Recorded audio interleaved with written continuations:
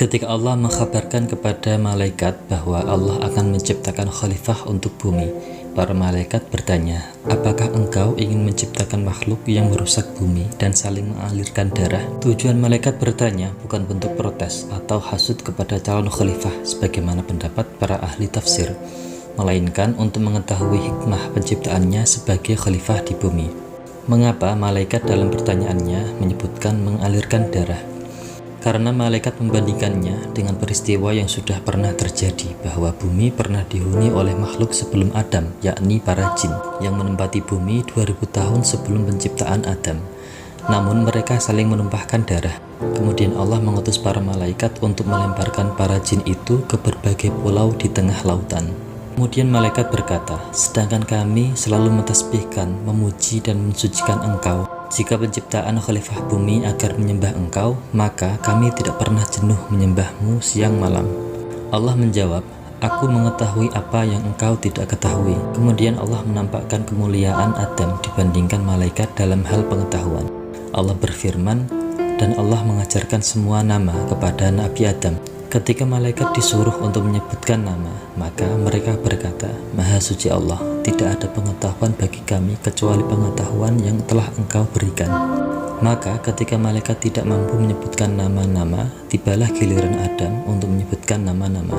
Kemudian Allah berfirman, apakah tidak kukatakan bahwa aku mengetahui hal gaib bumi dan langit, dan mengetahui hal yang kalian tampakkan maupun kalian sembunyikan.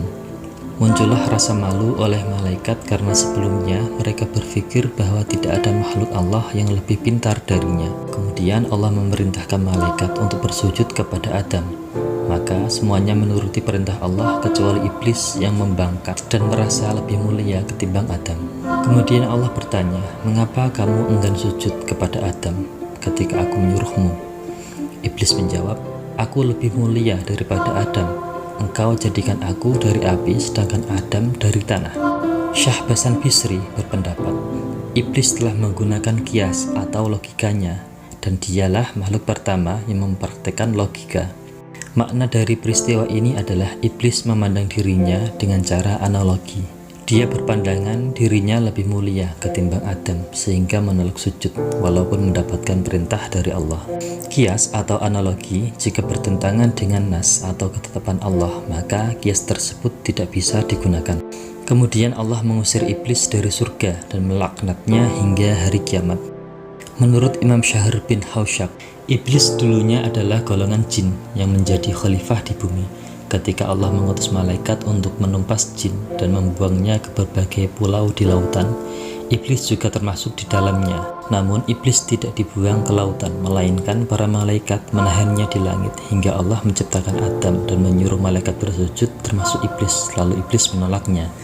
Kemudian ketika iblis diusir dari surga, ia meminta kepada Allah agar diberikan hidup hingga hari kiamat dan bersumpah akan menggoda dan menyesatkan semua keturunan Adam kecuali mereka yang bersih hatinya.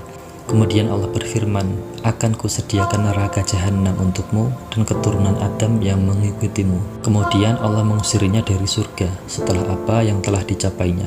Bahkan kedudukannya sebelumnya melebihi malaikat dalam hal ketaatan ibadah, tapi Allah mengusirnya karena sombong, hasud, dan menolak perintah sujud. Dan turunlah iblis ke bumi dalam keadaan terhina.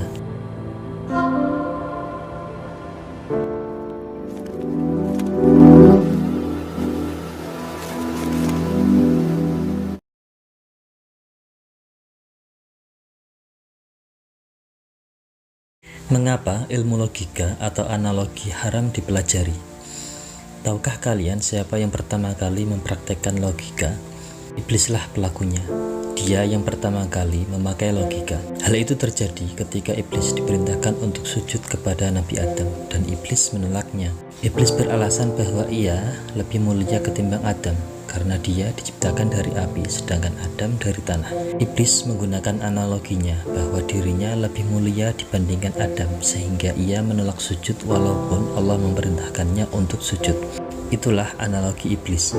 Hasan Al-Bisri berkata, iblis telah menggunakan analoginya dan dialah pencetus analogi. Jika analogi bertentangan dengan ketentuan Allah, maka analogi itu tidak bisa dipakai.